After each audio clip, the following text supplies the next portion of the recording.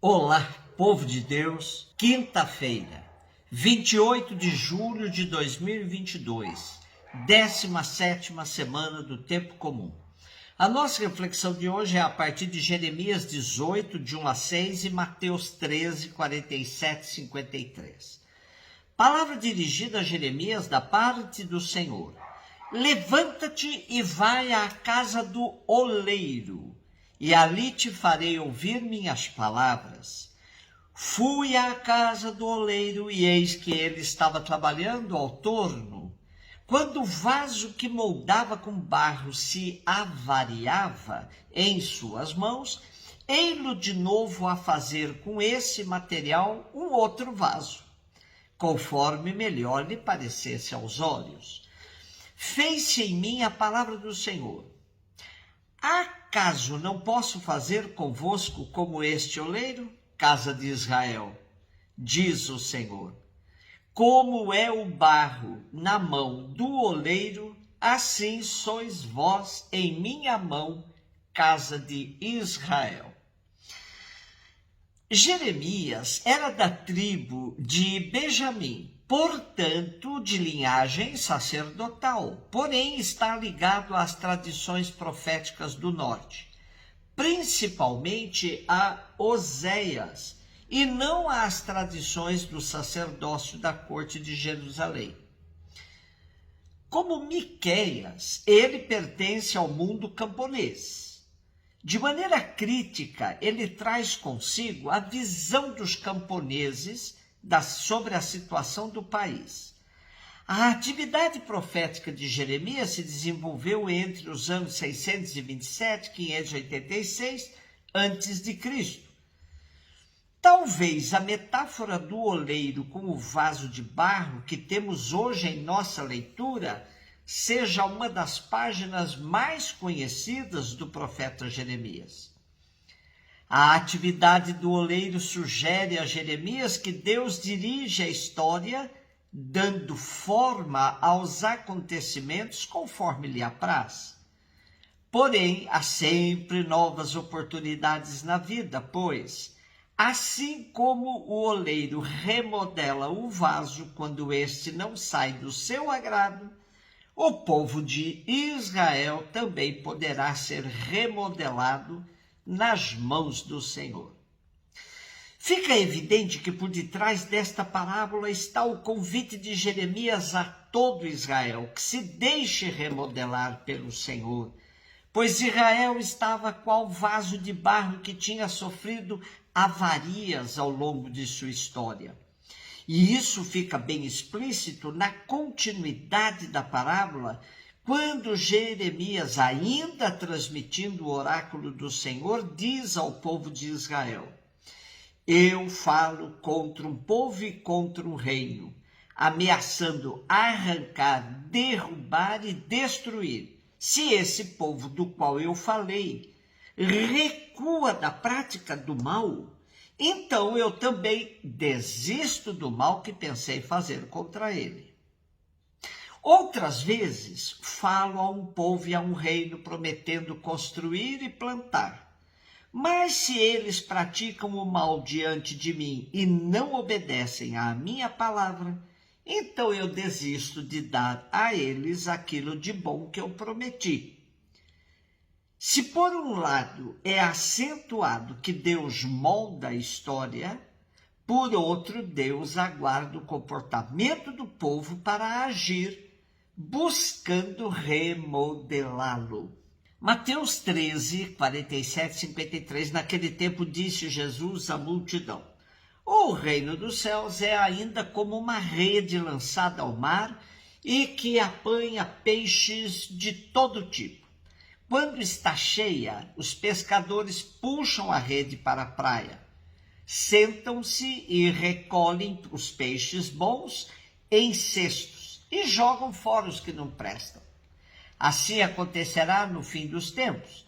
Os anjos virão para separar os homens maus dos que são justos e lançarão os maus na fornalha de fogo. E aí haverá choro e ranger de dentes. Compreendestes tudo isso? Eles responderam sim. Então Jesus acrescentou: assim, pois, todo mestre da lei que se torna discípulo do reino dos céus é como um pai de família que tira do seu tesouro coisas novas e velhas.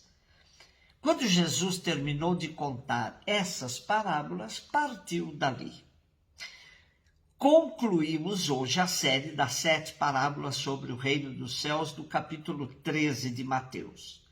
Depois de nos revelar a força do reino, sua capacidade de transformação da história por meio de sua dinâmica, sugerindo a necessidade de que tomemos a decisão por ele, chegamos hoje à parábola que trata de sua consumação, do seu fim, no sentido escatológico. A consumação do reino se realiza através do julgamento que separa os bons dos maus. Os que vivem a justiça anunciada por Jesus tomarão parte definitiva no reino. Os que não vivem serão excluídos para sempre. É preciso decidir já. O tema da escatologia sempre precisa ser bem situado, pois em tempos em que muitos falam mais do demônio que de Deus e de Jesus e seu projeto, é preciso alertar que o fim a Deus pertence, como a vida, e não fomos nós instituídos juízes da história e na história. O Concílio Vaticano II nos diz: a igreja para a qual somos todos chamados em Cristo Jesus e na qual, pela graça de Deus, adquirimos a santidade, só se consumará na glória celeste quando chegar o tempo da restauração de todas as coisas. E com o gênero humano também o mundo todo, que intimamente está ligado com o homem e que por ele chega ao seu fim, será perfeitamente restaurado em Cristo. Um dos pensadores mais agudos sobre a escatologia foi o padre Teilhard de Chardin. Na visão do cientista italiano Ludovico Galeni, o fascínio da proposta teológica teilhardiana está no fato de que a escatologia não se refere à salvação de cada um no paraíso, mas de toda a humanidade sobre a terra e no cosmos construída na justiça. Uma das visões mais bonitas e esperançosas de Chardin foi sobre a relação entre cosmos e Eucaristia. Como bem descreve Galeni, o pensamento de Chardin: a natureza não é Deus, porém a mostra através das indagações sobre os seus mecanismos, graças aos quais envolve um movimento geral, que no final ela conduz a uma humanidade que é capaz de uma aliança com o Criador, a qual faz com que o próprio cosmos se torne hóstia viva.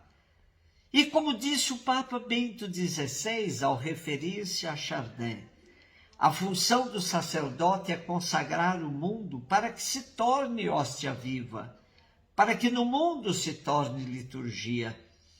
Assim, a escatologia, o fim, não deve ser visto apenas de modo individual, como se fôssemos separados iguais aos peixes da parábola. Lembremo-nos de que um justo pode salvar a humanidade. Por fim, temos de maneira transparente o objetivo do Evangelho de Mateus, que se dirige de maneira especial aos judeus.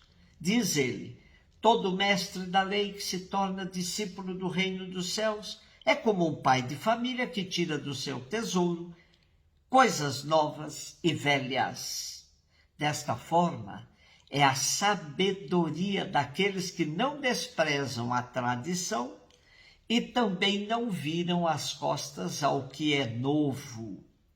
A verdadeira articulação entre a tradição judaica e a novidade trazida por Jesus é a proposta do Evangelho de Mateus. Um beijo no seu coração.